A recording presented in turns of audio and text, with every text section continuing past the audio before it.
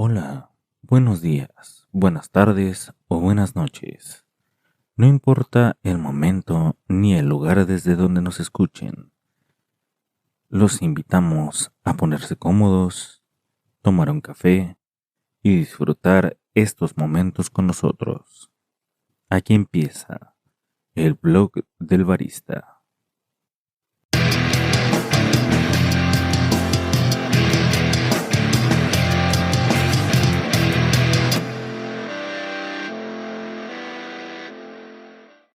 Hola, yo soy el barista y este es el episodio 3 que se llama El café en México.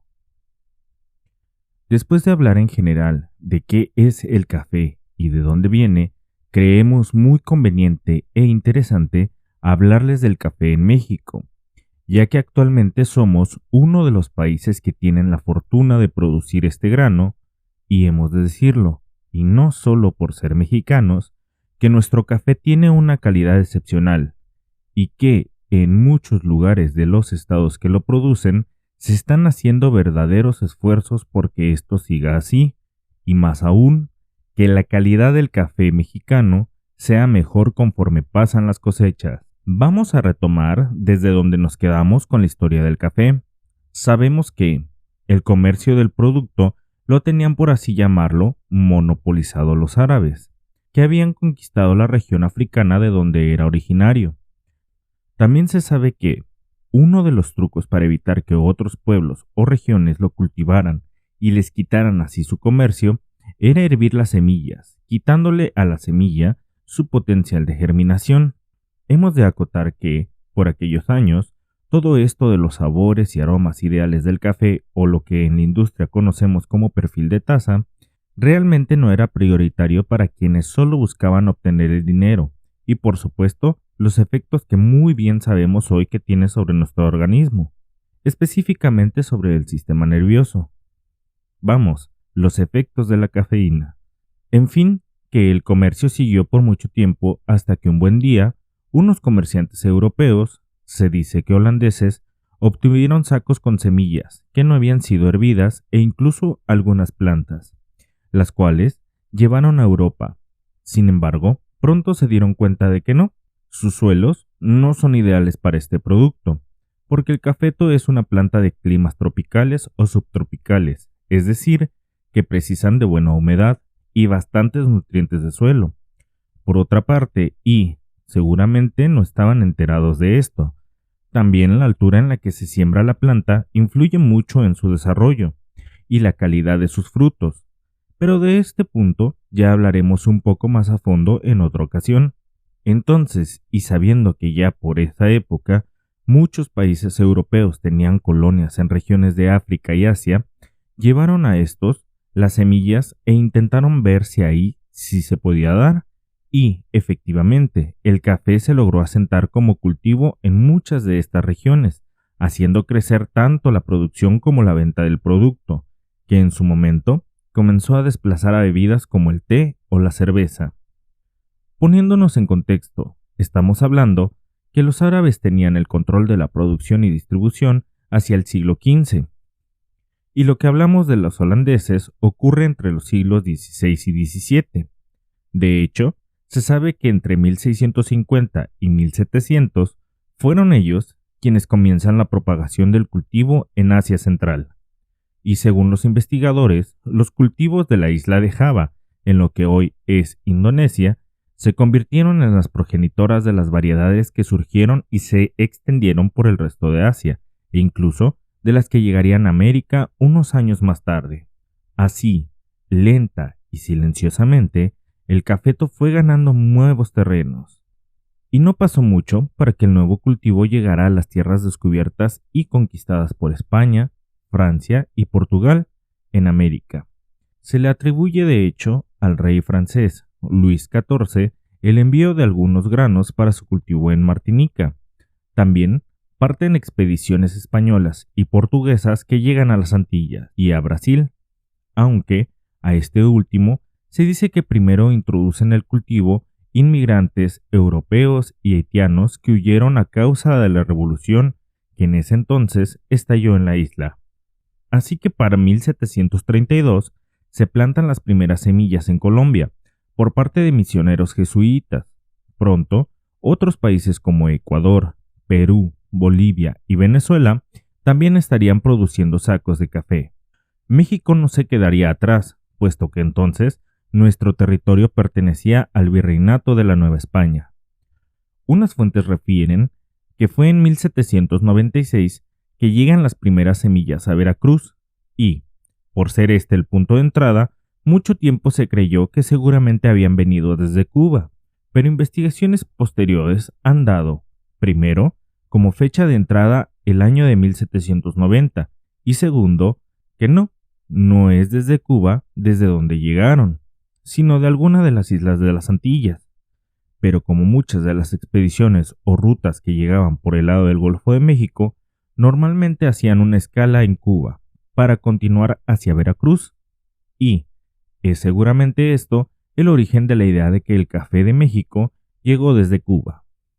Este dato de la llegada y ya producción de café en territorio nacional se corrobora con la existencia de una orden real del gobierno español en 1792, donde eximía del pago de impuestos a los utensilios para el azúcar y los molinos de café que se trajeron desde el país ibérico. Ahora, esta no fue la única entrada de café a nuestro territorio, porque, unos años más tarde, llegaron a Michoacán proveniente de la región de Moca, que pertenece a una isla en el Océano Índico, cerca de Madagascar, y una entrada posterior en el año de 1847, donde llegaron plantas a la región de Tuxtla, en el actual estado de Chiapas. En este caso, aún se discute si venían de Guatemala o venían desde Colombia. A partir de estos años, el cultivo del café en México se extendió de manera exponencial, llegando a poner a México como uno de los principales productores de este producto a nivel mundial. Es de hecho, antes de que termine el siglo XIX, que la Bolsa de Valores de Nueva York registra al café mexicano como uno de los principales exportadores con unos 70,000 sacos de café por año. Y esto fue creciendo hasta 1909, cuando, con 505,000 sacos, ocupamos el tercer lugar como país productor, puesto que perderíamos a raíz del inicio de la Revolución Mexicana, no recuperándose sino hasta 1930, cuando ya se veía una mejora en la producción. Para 1942, cuando nuestro país entra en la Segunda Guerra Mundial, se le da mayor impulso, pues la demanda por parte de los países aliados creció considerablemente, aunque eso sí, vamos a decir que lo que se producía no precisamente era de alta calidad. Digamos que se priorizaba la cantidad sobre la calidad. En 1958, el gobierno mexicano crea el Instituto Mexicano del Café, o INMECAFE, buscando ser el ente que agrupara y controlara la producción y venta de todo el café que México cultivaba, resultando en un plan bastante ineficiente, pues no solo se perdió la calidad de la producción, sino a nivel internacional se comenzó a estigmatizar a la industria del café mexicano como ineficiente, lo que trajo graves penalizaciones al precio, cosa que se mantuvo hasta finales del siglo pasado. El INMECAFE no sobreviviría tanto, pues desapareció en 1989, pero el daño ya estaba hecho, aunque no todo fue malo. Si bien las prácticas de almacenamiento y comercialización que implementó no fueron del todo acertadas, algo que sí se hizo fue realizar investigaciones sobre los suelos y regiones cafetaleras del país, así como de las plantaciones y censos de productores, beneficios y comercializadores, creando así los primeros panoramas de la industria. En 2016, el gobierno, a través de la Zagarpa, propuso revivir al INMECAFE para que éste fuera nuestro representante ante el Instituto Interamericano de Cooperación para la Agricultura. Pero como bien sabemos, y sin meternos en temas políticos, planes van y vienen, pero ninguno ha dado los resultados esperados. En la actualidad, entre 12 y 18 de los 32 estados de la República producen en mayor medida el café que México comercializa, siendo Chiapas, Oaxaca, Veracruz, Puebla y Guerrero los más sobresalientes. El cultivo ha crecido tanto que de los 70,000 sacos que hablábamos hace poco más de 100 años, hoy la producción oscila entre los 4 y 5 millones de sacos de 60 kilos, lo que nos coloca, dependiendo del año, entre el 10º y el 12º productor a nivel mundial. Amigas y amigos, esto nos podría resultar ser suficiente para llenarnos de orgullo, pero la realidad es que, por un lado, sí, se produce mucho más café, pero aún nos falta hacerlo crecer en calidad. Si no estuviéramos inmersos en la industria, poco sabríamos de los esfuerzos de algunos productores u organizaciones de ellos que se preocupan y ocupan por cuidar los procesos, las cosechas y la calidad de su producto final. Aunque yo sé que igual iban a levantar la mano mis amigos productores, quiero aclarar que si bien hay estos esfuerzos, debemos reconocer que las grandes marcas transnacionales, sin decir nombres, también contribuyen a que no se mejore la calidad al pagar un precio más bajo de lo que realmente vale el trabajo que conlleva la producción del café. Por otro lado, tenemos que el consumo del café en grano es muy inferior si lo comparamos al café soluble. En otra ocasión, nos meteremos a fondo con esto del café soluble y qué tan bueno o malo es, tanto para consumidores como para la industria. Pero lo que sí quiero decir es que el consumo de café en grano es inferior. Y, si a esto le agregamos que, por diversos factores, los precios del café de calidad son ciertamente poco asequibles para el grueso de la población, tenemos un panorama que pareciera poco alentador.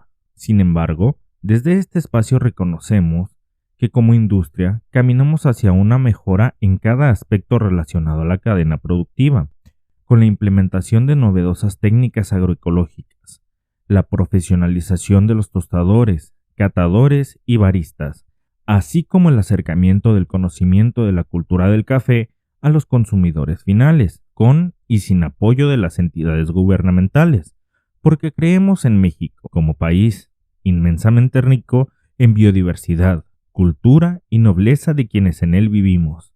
Amamos el café mexicano, pues aunque no es un cultivo endémico de nuestro territorio, lo hemos hecho nuestro, y quienes lo conocemos lo defendemos, tanto como defendemos al maíz, al chile o al cacao. Nos llenamos de orgullo de ser representantes de esta gran industria y estamos seguros que así conseguiremos contagiar a cada uno de ustedes, vivan o no en México, para que prueben, disfruten y compartan con todos lo grande que es el café de México. Amigas y amigos, espero que hayan disfrutado de este episodio, en el que hemos hablado de un panorama general, tanto histórico como actual, de lo que hoy es el café en México. Si quieren que continuemos o profundicemos a detalle sobre alguno de estos aspectos, les pedimos que nos dejen un comentario. Recuerden que nos pueden encontrar en la página de internet www.elblogdelbarista.com.mx, así como en nuestras redes sociales. Se despide de ustedes el barista. Gracias por su atención.